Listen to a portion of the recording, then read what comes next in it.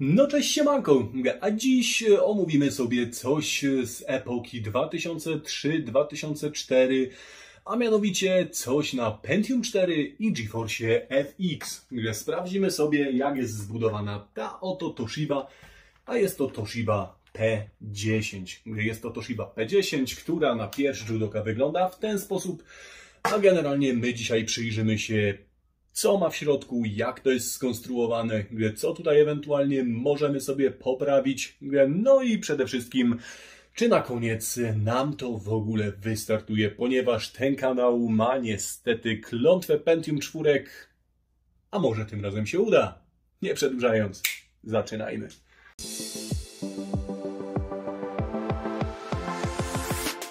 No więc z czym pokrótce mamy do czynienia?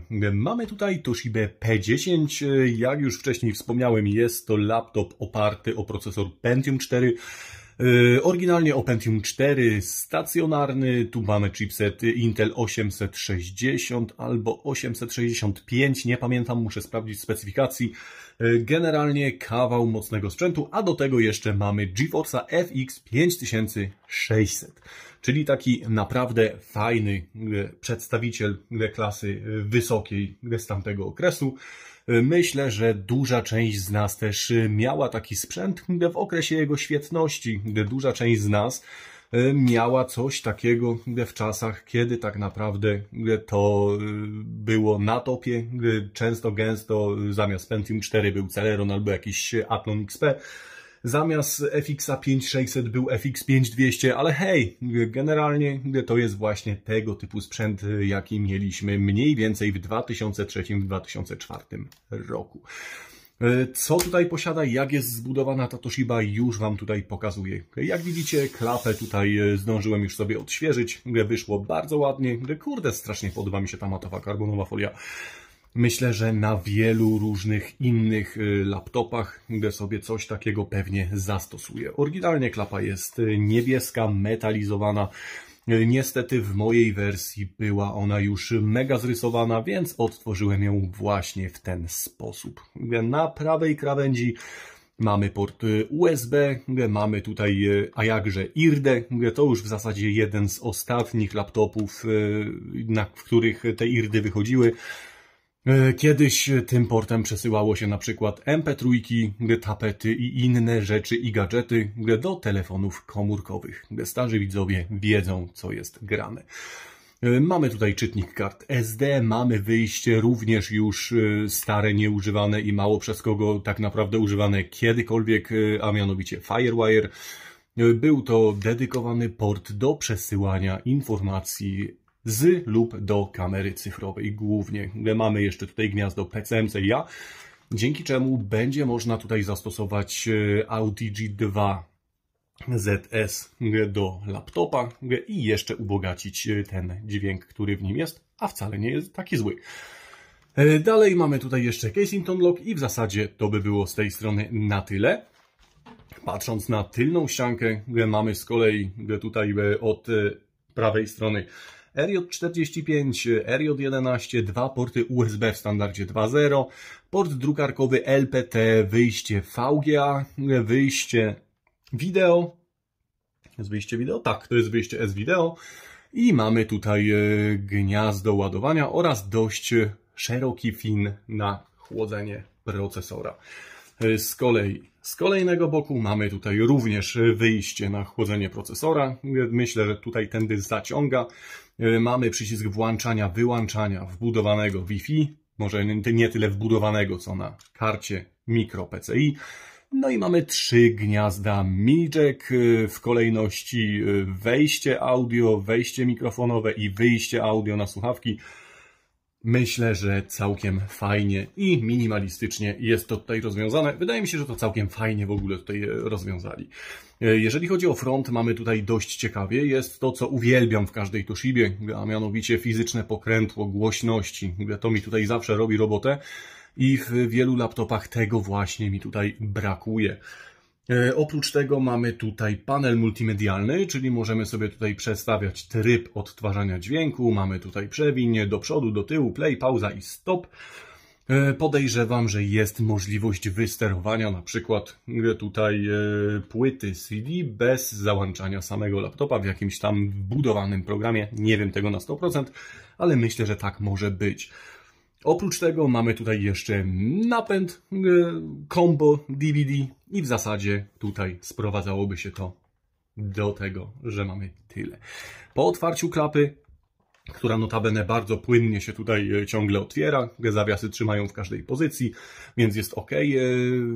Okazuje nam się tutaj palm rest i generalnie biorąc pod uwagę to, jakie były laptopy w tamtym okresie, no jest tutaj całkiem ładnie, ciekawie i powiedziałbym, że oryginalnie. Jeżeli chodzi o osłonki głośników, mamy tutaj głośniki Harman Kardon i same te maskownice robią taki agresywny look całego tego palm restu. Natomiast co do reszty, myślę, że bardzo ładnie, bardzo fajnie wkomponowany, srebrny, metalizowany front z dodatkami w postaci takich wstawek ECRI. Wygląda to dość oryginalnie.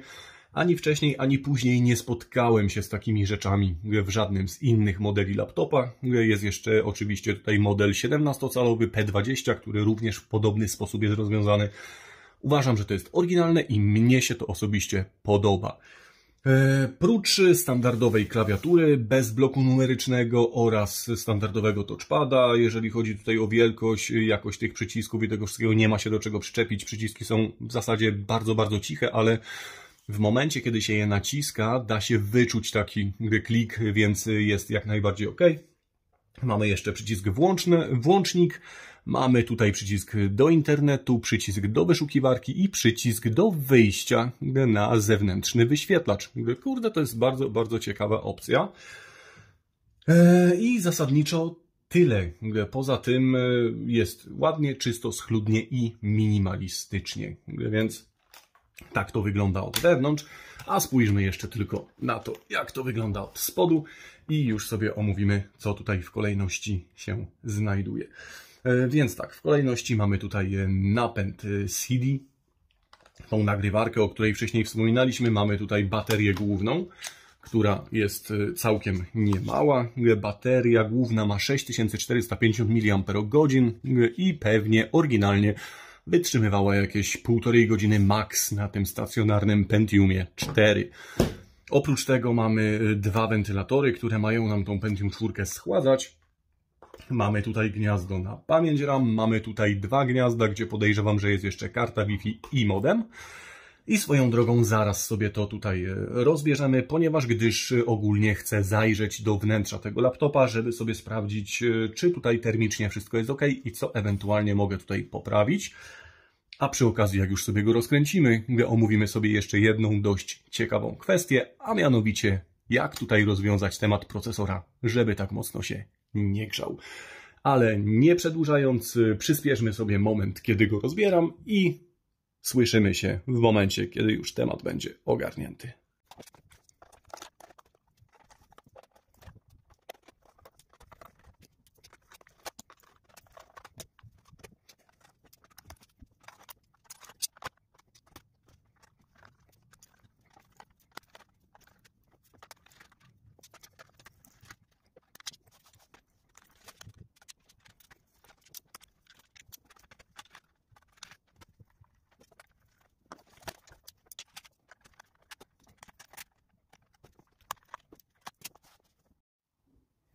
No i witajcie z powrotem.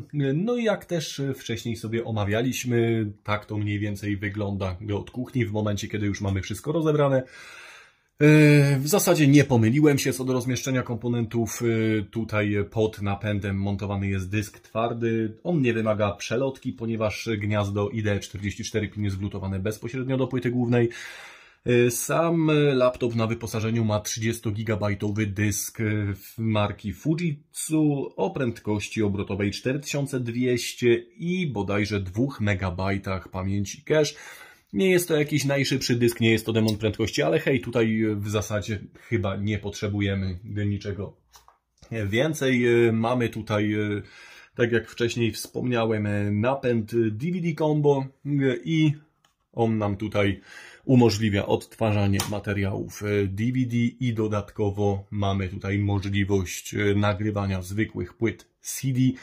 Mamy obsadzone dwie kości RAM-u, z czego jedna to 1 GB DDR1 333 MHz marki Kingston, a druga kość to już Wam tutaj pokazuję i mówię, a druga kość to Infineon 256 MB DDR 266 MHz.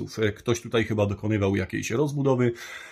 Generalnie na pewno sobie tutaj to znormalizuję i obsadzę prawdopodobnie dwoma kościami 512 albo 256 MB taktowanymi minimum 333 MHz, ponieważ ten laptop obsługuje Dual Channel, a Dual Channel może nam tutaj pod pewnymi warunkami zrobić jakąś różnicę w wydajności, której nie chciałbym tracić. Poza tym 1,5 GB pojemności dla Windows XP czy Windows 98 to trochę przerost formy nad treścią, zwłaszcza z tamtych czasów przy takich zastosowaniach, o jakich tutaj mówimy. No, szczerze powiedziawszy, w okresie, kiedy ten laptop miał swoje lata świetności, w większości Waszych domowych komputerów gościło 256 MB, a jak ktoś już miał 512 MB, to większość jego znajomych zadawała mu pytanie, po co Ci to? Jak to tutaj wygląda dalej od kuchni? O, super, mamy chłodzony chipset z tego co widzę. Już duży plus. Mamy osobno po PWM-ie sterowane wentylatory. Chipset jest tutaj chłodzony poprzez obudowę tego wentylatora, która jest wykonana z aluminium. Sam chipset tutaj ma swoją stójkę, która jest posmarowana pastą termoprzewodzącą i nam tutaj robi robotę. A jeżeli chodzi o sam procesor, słuchajcie, to ja już tutaj wcześniej postanowiłem zastosować sobie pewną modyfikację. Dlatego, że Pentium 4 stacjonarne się mega grzeją i generalnie rzecz biorąc, no kurde, szału nie ma, jeżeli chodzi później o kulturę pracy dla tego sprzętu. Dlatego też pozwoliłem sobie tutaj wypróbować pewną rzecz, która okazała się jak najbardziej możliwa, a mianowicie zastosowałem tutaj procesor Pentium 4, ale mobilny. Mam tutaj w tej chwili wrzucony Pentium 4 2,2 GHz w wersji mobilnej, i on jak najbardziej bez żadnego problemu w takim laptopie działa, jednocześnie nie wydzielając praktycznie w ogóle energii cieplnej w porównaniu z jego stacjonarnym odpowiednikiem, ponieważ ten procesor, który tutaj był oryginalnie zamontowany, ma gdzieś w okolicach 80 W TDP, a ten, który tutaj wrzuciłem w jego miejsce, ma tych watów 35. Czy jest wolniejszy od tamtego? Oczywiście, że tak. Ale czy my tutaj próbujemy zbudować demona prędkości? No póki co nie. Więc myślę, że takie rozwiązanie jak najbardziej jest ok. Żeby coś takiego mogło się udać, trzeba tutaj podłożyć odpowiednią blaszkę w odpowiednie miejsce. Już Wam pokażę, o co chodzi. Będzie to blaszka, która będzie musiała mieć minimum 1,5 mm grubości, ponieważ stacjonarne procesory Pentium 4 mają lutowaną czapkę, a mobilne ich odpowiedniki mają odkryty rdzeń. Więc jakby różnicę tej wysokości, jaką mamy w przypadku jednego i drugiego, trzeba zniwelować za pomocą takiej właśnie blaszki. O, widzicie? Tutaj na paście termoprzewodzącej jest zastosowana taka blaszka. O, tutaj, w tym miejscu. I ona powoduje to, że wytraciliśmy różnicę wysokości pomiędzy tym procesorem, a tym, który byłby w wersji stacjonarnej. I dzięki temu możemy mieć laptop, który zachowuje piękną, wręcz wzorową kulturę pracy i jednocześnie będzie nam tutaj bez problemu działał. Co jest, myślę, fajne. Tutaj mamy jeszcze kartę Wi-Fi. Jest to karta Wi-Fi z tego co widzę Intela, standard montowany w tamtym okresie, czyli 2200BG. Ona dzisiaj we współczesnych sieciach średnio będzie działać ze względu na to, że brakuje jej już pewnych poświadczeń do bezpieczeństwa. To nie tak, że nie da się jej w żaden sposób odpalić, bo się da, ale generalnie czy jest sens? Nie wiem. Wydaje mi się, że chyba nie o to chodzi. Wydaje mi się, że nie o to nam chodzi, żeby robić z tego maszynę do przeglądania internetu, a raczej bardziej maszynę do retrogier. Więc co, mamy tutaj mniej więcej omówione to, co można było uzyskać, rozkręcając klapki. Natomiast na tym etapie, myślę, przejdziemy sobie głębiej i zobaczmy, jak to jest zbudowane całkiem od środka.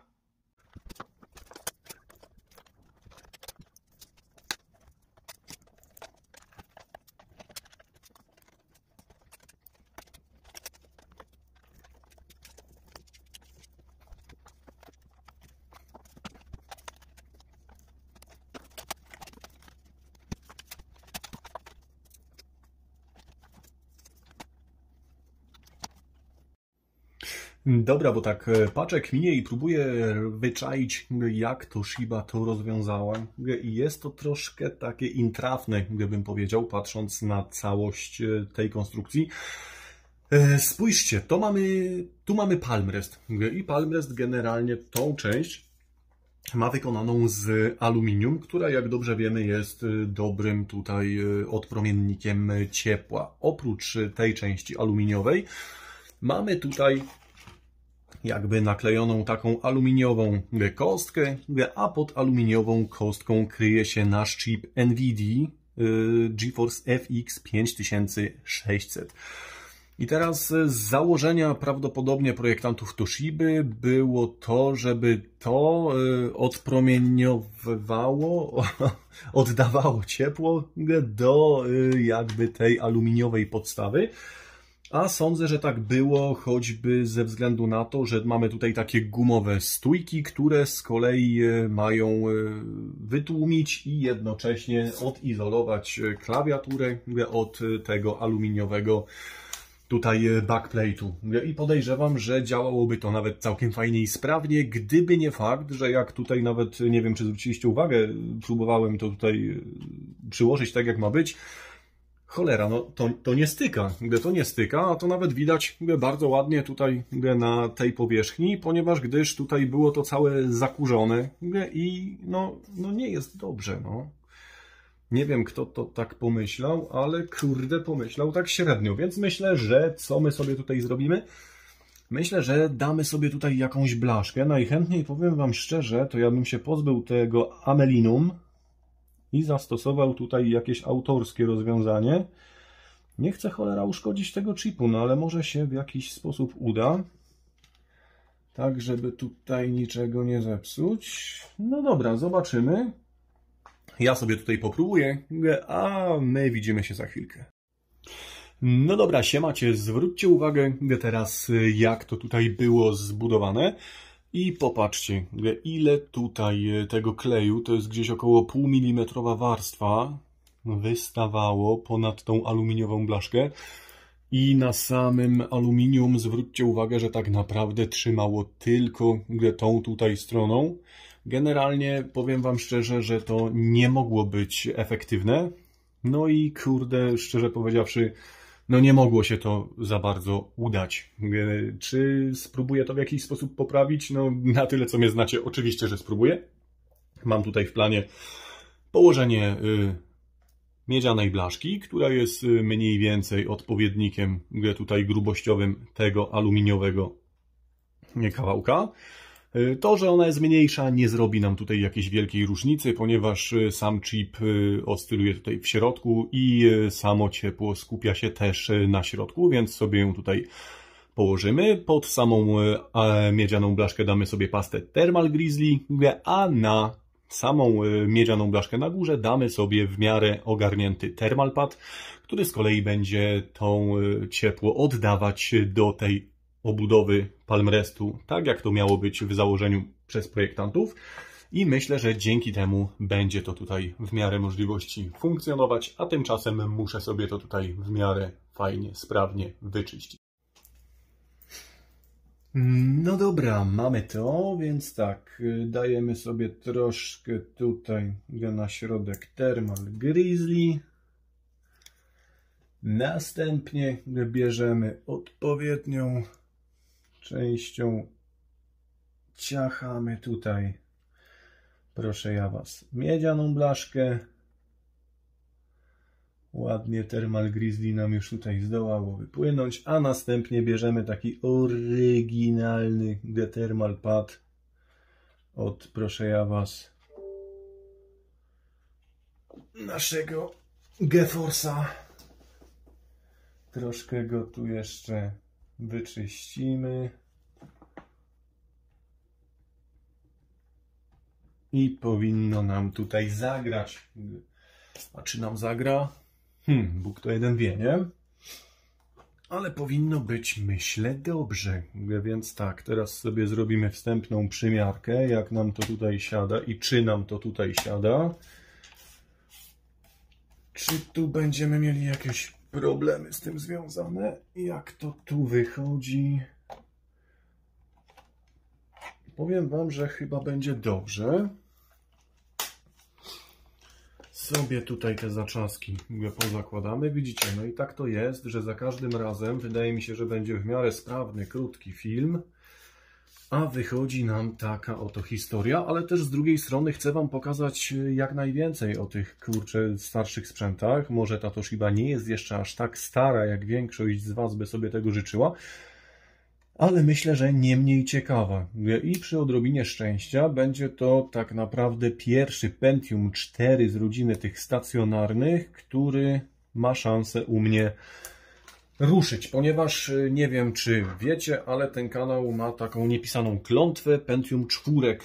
Co za tym idzie, wszystko, co tutaj już wcześniej miałem w oparciu o stacjonarne Pentium 4, dokonało swojego żywota i w większości przypadków szlak, mówiąc brzydko, to mi trafił. Miałem tutaj wcześniej Inspirona 9100 na tapecie, który po podłączeniu do prądu zapłonął mi żywym ogniem. Nie mam tego dla Was nagranego i w sumie może dobrze ze względu na bezpieczeństwo. Natomiast tak, mówię jak jest, laptop po podłączeniu do prądu zapalił mi się żywym ogniem. Później, jak też wcześniej, miałem różne kompaki na Pentium 4, miałem różne Mediony na Pentium 4, wszystko w ten czy w inny sposób mi tutaj, mówiąc brzydko, szlak trafiał. Więc jest duża szansa, że ta Toshiba będzie pierwszą Toshibą, znaczy może nie pierwszą Toshibą, ale pierwszym laptopem na Pentium 4, który będzie miał szansę tutaj może odpalić, zadziałać i trafić do tej mojej zacnej kolekcji. A czy się tak stanie? No cóż, no, dopóki nie sprawdzę, to się nie przekonam, więc sprawdzam. Mam nadzieję też, że ten układ chłodzenia tutaj zrobi mi robotę i będzie lepiej. Nie wiem w sumie jak było, ale generalnie powiem Wam szczerze, mając doświadczenie z tymi kartami NVIDIA, a mianowicie FX-ami w laptopach, to jedno co mogę Wam powiedzieć, to fakt, że do takich najchłodniejszych nie należą. I nawet FX-y z serii 5200 mają swoje jakieś tam zrobione układy chłodzenia, więc mega, ale to mega mnie dziwi fakt, że tutaj to jest tak strasznie licho rozwiązane. Szczerze powiedziawszy, no nie rozumiem tego, no ale nie trzeba wszystkiego może rozumieć. Ok, to sobie poskładamy. Jak już sobie tutaj tak gadamy, bo widzę, że ten film i tak będzie długi, to pewnie zaraz padną jakieś komentarze tu albo na mediach społecznościowych, gdzie druga kamera. No cóż, druga kamera się ładuje, nie zauważyłem, że mi się rozładowała, no i niestety pech chce, że muszę nagrywać tylko i wyłącznie z tej, ponieważ tamta dopiero się ładuje, a z racji tego, że mój czas na nagrywanie, na tego typu zabawy z Wami jest dość ograniczony i sprowadza się do tego, że mam go wtedy, kiedy domownicy są w pracy i w szkole, a ja akurat mam grafikowo wolne z racji tego, że pracuję na etacie, no to jest jak jest i musimy ten film nagrać tą jedną kamerą. Ale myślę, że nie jest źle i że nie mamy tutaj specjalnie powodów do narzekań, tak? Miał być filmik, jest filmik, kurde, dobra. I jakby odpowiadając na kolejne pytanie, które zapewne gdzieś tam po drodze padnie, bo co chwilę padają tego typu pytania po filmach, a mianowicie ile ja dałem? Ile ja dałem za tą Toshibę, ile ja ogólnie dałem za laptopa jednego czy drugiego? Słuchajcie, generalnie jeżeli chodzi o mnie i o moje laptopy w kolekcji, ja za swoje lapki daję zwykle 50 zł. Tak, maksymalnie 50 zł. I jeżeli nie daje inaczej, to o tym zwykle nie mówię. Tak jak w poprzednim filmie o Toshibie pokazałem Wam, że kupiłem ją za 3 dychy niesprawną. Tak, w tej chwili za jakby tą Toshibę dałem złotych 50. Jeżeli, umówmy się tak, jeżeli nie wspominam ceny, to znaczy, że dałem 50 zł. I może się Wam to wydawać mniej lub bardziej prawdopodobne, no ale no tak jest, a jeżeli ktoś nie wierzy, no to ja już mu nic na to nie poradzę. No, wszystkich nie przekonam, nawet szczerze powiedziawszy nie zamierzam. Generalnie, czy daję więcej niż 50 zł za laptopy? Czy zdarza mi się dawać więcej niż 50 zł za laptopy? Tak, oczywiście zdarza mi się dawać więcej niż 50 zł za laptopy. Natomiast no, są to sytuacje uwarunkowane tym, że dany laptop jest naprawdę jakiś mega unikatowy, naprawdę warty tego, żeby dać więcej niż 50 zł i zwykle z kolei mam drugą taką niepisaną zasadę, że jeżeli daję więcej niż 50 zł, to nigdy nie jest to więcej niż te 100, max 120 zł. Słuchajcie, ja pracuję na etacie, mam rodzinę, mam inne wydatki. Generalnie, jeżeli miałbym wydać więcej na tego typu hobby w ten sposób, biorąc pod uwagę, że moja kolekcja już jest i tak bardzo, bardzo duża, to wolałbym chyba jednak kupić coś córze albo żonie, tak, żeby to one były zadowolone. Więc jeżeli, bo wiem, że zdarza się niektórym z Was pisać do mnie, że macie jakieś super sztuki, czy nie chciałbym kupić, słuchajcie, jeżeli macie coś, czego ja nie mam, a chcecie to sprzedać za 50 zł, śmiało piszcie. Natomiast jeżeli macie coś, czego ja nie mam, a jest to dla Was niepisany skarb i chcecie za to wziąć jakieś większe, normalne pieniądze, to wystawcie sobie to na retroforach, ponieważ gdyż no, ja Wam więcej za to nie dam. Nie dlatego, że nie takie mam zasady, a nie inne. Prędzej czy później trafiają mi się takie, a nie inne sytuacje, gdzie mogę sobie ten sprzęt za te przysłowiowe grosze kupić. Więc skoro jest taka możliwość, a wystarczy, żeby ona była, wykazać się odrobiną cierpliwości, to po co mam przepłacać? I nie mówię tego, żeby kogokolwiek z Was obrazić, a jedynie stwierdzam fakt, że no jest jak jest i no kurczę, no jakby większość za takie właśnie śmieszne kwoty sobie jestem w stanie nabyć. Tak jak ktoś tutaj kiedyś pisał do mnie, że sprzeda mi laptopa z FX-em 5600 za 450 zł. Tak, ja miesiąc później kupiłem sobie tę Toshibę o tych samych parametrach, która jest w dużo lepszym stanie niż tamten za 4,5 stówy oferowany za złotych 50. Więc do cierpliwych świat należy, uważam, i warto czasami poczekać. Okej, tutaj kurczę, ten kabelek średnio tak pasuje. A, z tego miejsca, jak już tak gadamy, chciałbym też serdecznie podziękować wszystkim, którzy wspierają ten kanał, bo jest tych osób coraz więcej. Słuchajcie, dziękuję Wam bardzo mocno i serdecznie. Tak naprawdę, gdyby nie Wy, to byłyby dni, że nie chciałoby mi się tutaj nic na ten kanał wrzucać, a tak z racji tego, że mnie tutaj w ten czy w inny sposób wspieracie, mam gdzieś z tyłu głowy taką lampkę, że dobra gościu, nie chce Ci się, ale mimo tego, że Ci się nie chce, to wejdziesz coś zrób, ponieważ są ludzie, którzy tutaj czekają na te filmy i chcą coś nowego zobaczyć. Jest to naprawdę bardzo mocno motywujące. I jeszcze raz za wszystkie takie rzeczy Wam serdecznie dziękuję. Niezależnie, czy są to wpłaty na konto supportujące, czy są to donaty w postaci jakiegoś sprzętu, bądź części do sprzętu, który mam, a akurat czegoś mi tam do niego brakuje, to z całego serca serdecznie Wam wszystkim właśnie za takie rzeczy dziękuję. I generalnie jestem naprawdę bardzo mega zadowolony, w którą stronę poszedł ten kanał. Ja szczerze powiedziawszy nie sądziłem, że on się tak rozrośnie, że to nam będzie tak fajnie trwało, a okazuje się, że całkiem nieźle tutaj się rozwijamy i myślę, że idzie to chyba w dość nawet ciekawym kierunku. Przynajmniej tak mi się na ten moment wydaje. Ok, to mamy i możemy sobie tutaj skręcić to. Wiecie co? Ja go sobie tutaj przyspieszę, bo tu już naprawdę robi się mega długi z kolei film. I widzimy się na koniec przy podsumowaniu. No i co? Jak widzicie, na razie póki co laptop się nam uruchamia, czyli jest szansa, że to będzie właśnie ten pierwszy Pentium 4 na kanale, który faktycznie będzie tutaj działał. Generalnie nie będziemy go tutaj mocno katować. Sprawdzimy, czy jedynie się uruchamia, czy tutaj jest wszystko w miarę możliwości ok. Dlaczego? Dlatego, że... No i ciach.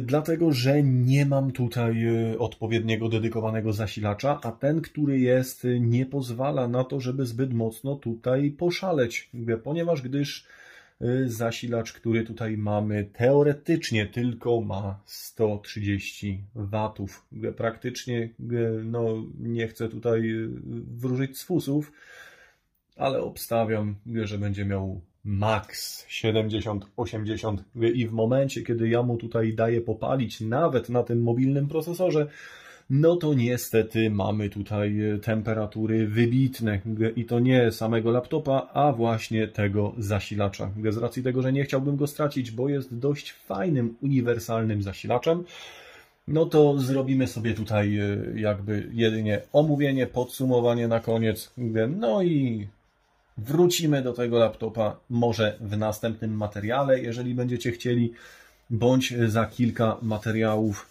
żeby sobie go tutaj dokładnie stestować i opowiedzieć, czy on się nam mniej czy bardziej nadaje do retro i jeżeli do retro, to do jakiego retro. Na ten moment, na koniec, jedyne co chciałbym sobie przetestować, to fakt, czy nam tutaj ta karta graficzna fajnie przewodzi do tego Palm Restu i czy ta moja modyfikacja faktycznie miała jakikolwiek sens. I w zasadzie po to tutaj jest odpalony ten benchmark. Tutaj sobie na ten moment pozwolę klawiaturę odsłonić i sprawdzić, jak to tutaj mniej więcej się nam zachowuje. No na ten moment powiem Wam szczerze, że mamy tutaj ten plate taki letni, więc albo to odprowadzanie działa tak fantastycznie, albo to odprowadzanie działa tak fatalnie, albo ta karta graficzna nie idzie na 100% swojej mocy, no bądź co bądź na razie tutaj super temperatury nie mam. No ale dajmy temu chwilę. Wcześniej to było całkowicie zimne i wcześniej tutaj nic nam tej temperatury nie przewodziło. Na ten moment już pomału się nam rozgrzewa, więc myślę, że jest jak najbardziej ok. Słuchajcie, więc tak, no kurde, ten film już i tak zrobił się mega długi, więc nie będę go niepotrzebnie przeciągał. I na koniec, tak jak mówię, jeszcze raz chciałbym serdecznie podziękować wszystkim, którzy w ten czy w inny sposób wspierają ten kanał. To dzięki Wam idziemy dalej do przodu, to dzięki Wam są nowsze sprzęty, to dzięki Wam cały czas możemy coś sobie tutaj zobaczyć, bo niejednokrotnie, jak już wcześniej wspomniałem, pewnie by mi się nie chciało samemu tutaj tak działać, jeśli nikt inny w żaden sposób tutaj by tego nie propsował. I kurde, no chyba tyle, więc jeżeli filmik się podobał, to łapa w górę, jeżeli filmik się nie podobał, to łapa w dół, a jeżeli uważacie, że ten content do Was trafia, myślę, że śmiało możecie rozważyć subskrypcję, ponieważ gdyż, jak widzicie, kanał cały czas się rozwija, cały czas dochodzą mniejsze lub większe filmy, ciekawsze bądź mniej ciekawsze, ale jednak cały czas coś się dzieje. Więc z mojej strony tyle, dzięki, cześć!